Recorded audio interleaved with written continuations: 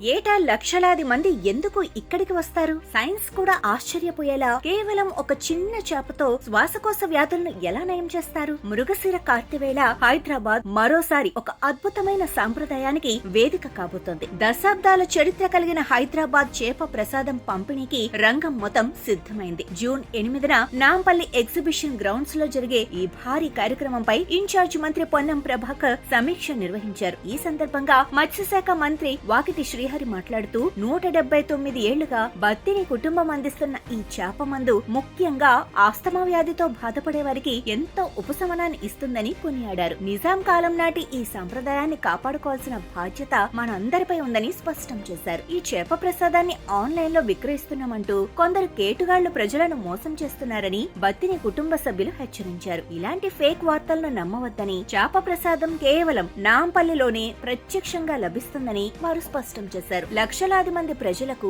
ఎలాంటి ఇబ్బందులు కలగకుండా పక్కా ఏర్పాట్లు చేయాలని అధికారులను ఆదేశించారు. మరి ఏటా లక్షలాది మందికి భరోసానిచ్చే ఈ చేప ప్రసాదంపై మీ అభిప్రాయం ఏంటి? కింద కామెంట్ చేయండి.